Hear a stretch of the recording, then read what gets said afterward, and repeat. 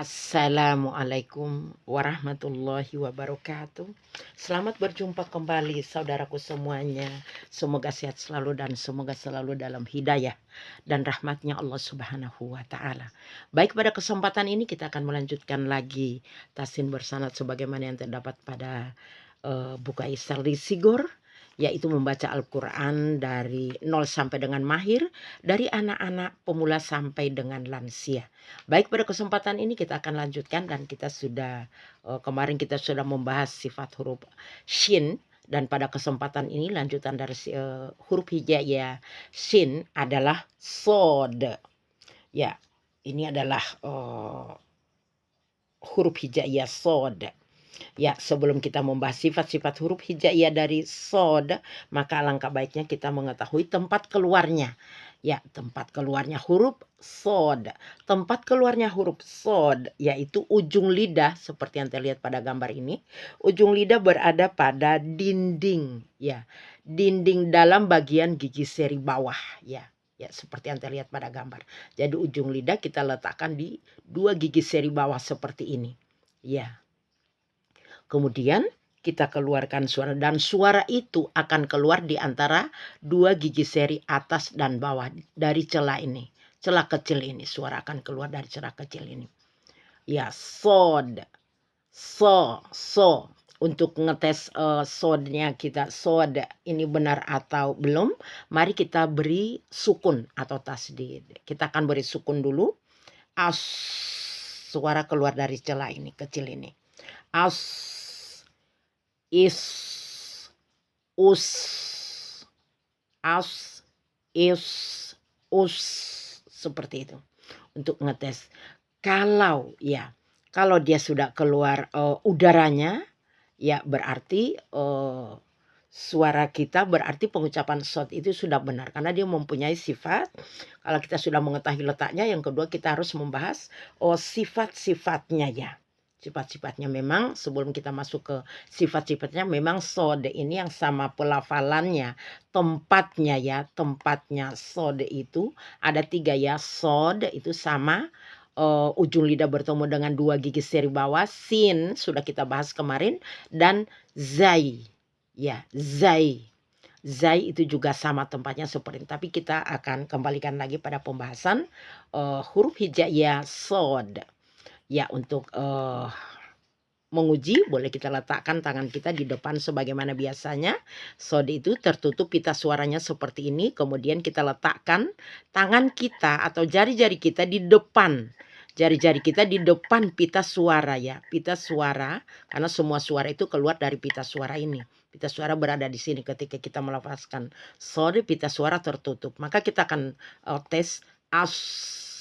Nah, ketika kita letakkan tangan kita di depan tenggorokan seperti ini, daging tenggorokan seperti ini yang berada di depan pita suara, jika tidak bergetar berarti pelafalan sod sudah benar. Tapi kalau jika bergetar berarti masih ada yang salah dalam pelafalan sod, seperti itu. As, ini tidak ada getaran sama sekali. Ya, itu cara menguji sod, huruf hijaiyah sod sudah benar atau belum. Yang kedua adalah kita akan memasuki pembahasan sifat-sifat huruf hijaiyah sod. Yang pertama mempunyai sifat hamas. Hamas itu berkaitan dengan udara, berkaitan dengan nafas, berkaitan dengan angin. Jadi udara, ya. Mari kita akan bahas satu persatu.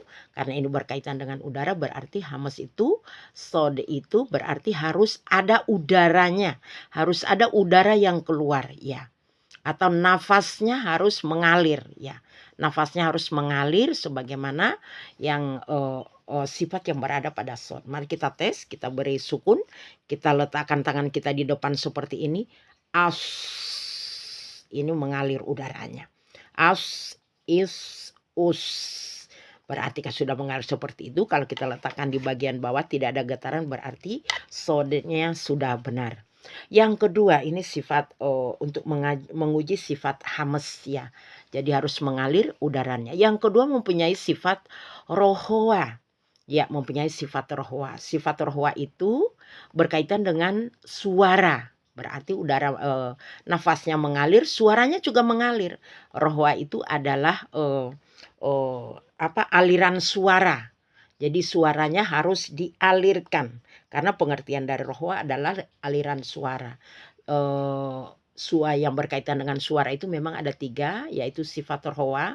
Rohwa adalah mengalir, lawannya adalah sida, tidak mengalir, dan ada huruf yang keluar antara mengalir dan tidak, antara rohwa dan sida. Tapi pada kesempatan ini kita karena membahas huruf hijaiyah sod, maka suara harus kita alirkan. As, seperti itu. As, udaranya mengalir, suara juga mengalir. As.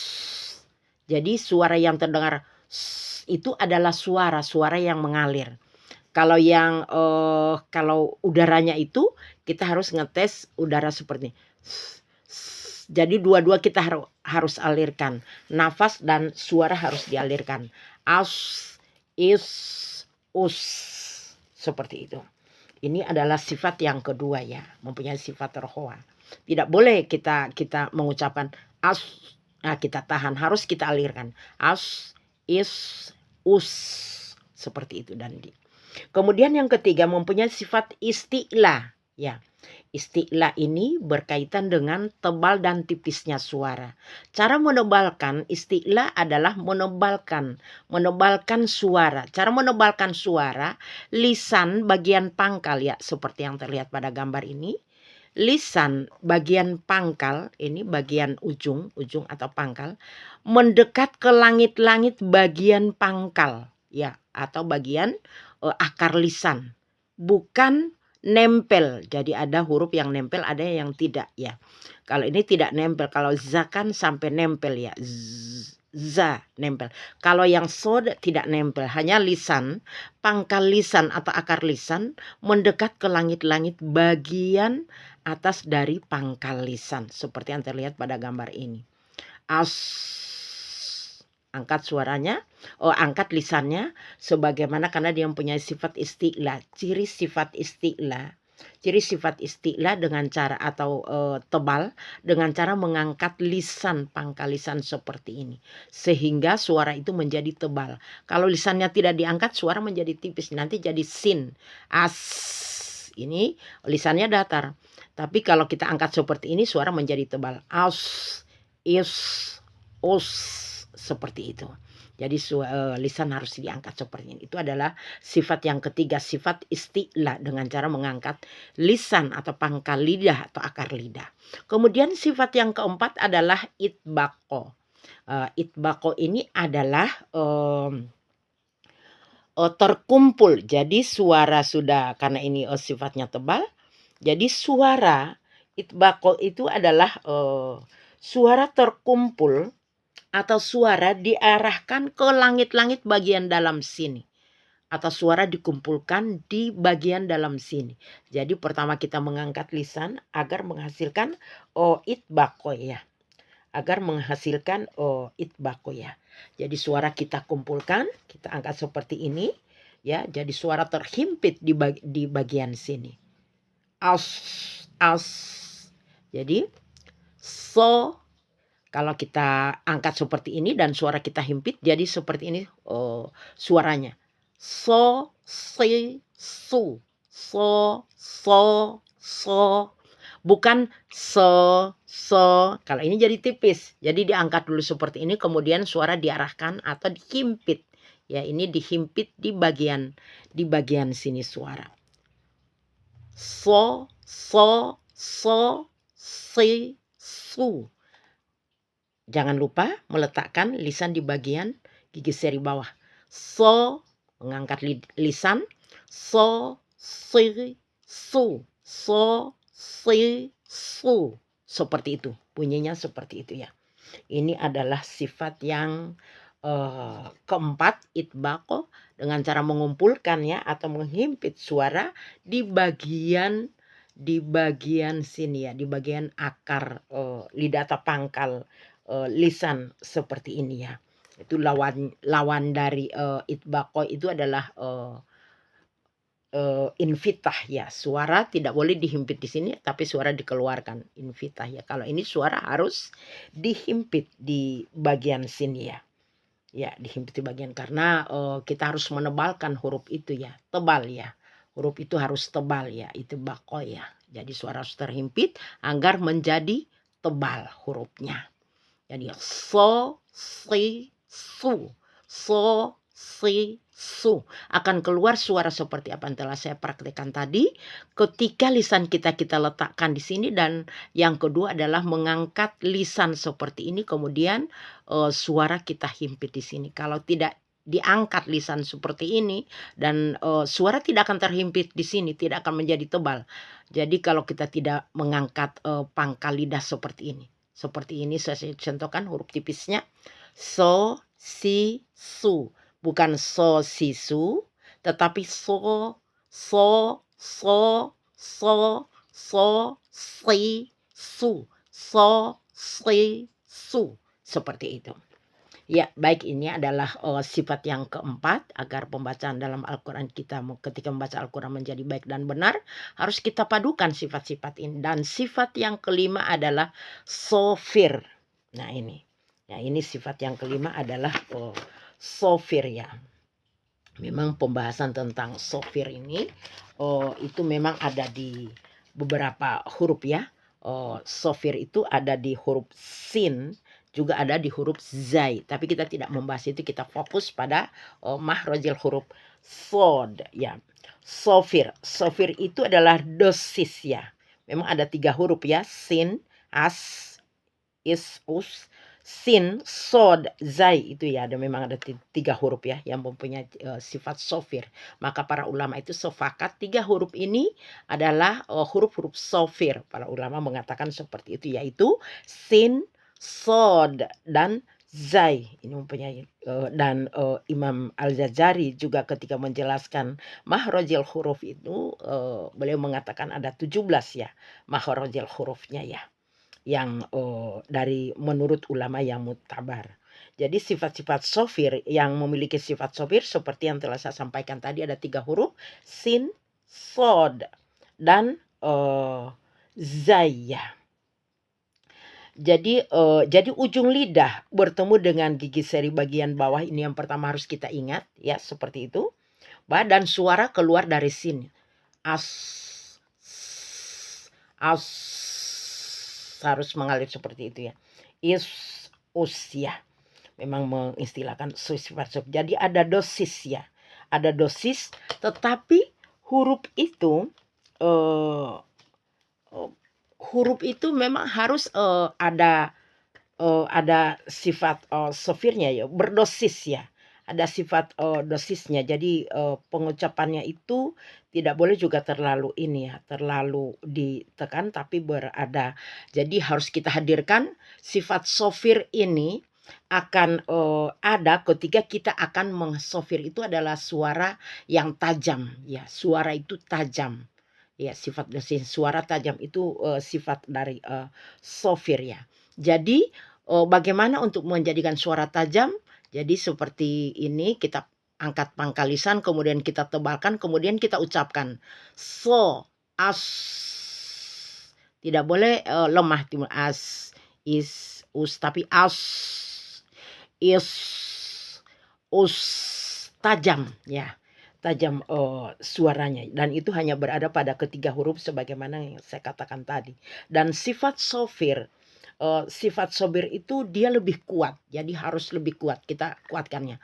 As, is, us, ada desis ya, desisnya itu kuat karena ada 3 huruf yang mempunyai sifat sofir yang sifat-sifat sofir, yaitu seperti yang saya sampaikan tadi, zai, sin, dan sod. Tetapi yang paling kuat dari ketiga huruf yang punya sifat sofir yang paling kuat itu adalah sod. Karena kenapa? Karena sod itu mempunyai sifat kuatnya itu, kalau yang sod itu mempunyai 3 sifat kuatnya ya. Dia ada kuat ya di mempunyai sifat isti'la, itbaq, dan sofir. Maka dia lebih kuat, sangat kuat sifat sofirnya. As, is, seperti itu. Kalau yang sifat kuat yang kedua itu berada pada za ya, karena dia mempunyai sifat jahar dan sofir. Dan yang ketiga berada pada sin hanya mempunyai sifat kuat satu, yaitu sofir saja. Tapi mari kita kembalikan lagi bahwa sifat sofir itu yang paling kuat berada pada sod. Jadi tingkatan-tingkatan kekuatan huruf itu mempengaruhi suara ya. Jadi tingkatan-tingkatan huruf memang mempengaruhi suara dari huruf yang harus kita kombinasikan ya dengan sifatnya, sehingga huruf-huruf satu dengan huruf lain ada perbedaannya. Baik, mari kita masuk pada latihan. Latihan makhrajil huruf sod ya. Baik, sod. Ya. Ini sudah diberi harokat fathah sehingga kita membacanya a. So la. So ho ba. So ma ta. So ha da. Ha ma so. Za ka ya. Ja so. So wa na. Ha so ro. So sa. Sha so ba. So za ma. Fa ba ro. So la ha. So da ma. So ha wa. Na so ha. Wa so ya. Ha so da. Ba so la. Ho so ma. A ba ta fa ja ha ho. Da za ro za sa sha so. Ya, kita pembahasan sampai sini. Lanjutannya ini belum kita bahas. Ka, la, ma, na, wa, ha, a, ya. Ini pembahasan berikutnya. Ya, demikian yang dapat disampaikan pada kesempatan ini. Semoga manfaat. Ikuti terus Tahsin Bersanad yang berada di Aisyah Sigor. Video demi video. Semoga manfaat. Wassalamualaikum warahmatullahi wabarakatuh.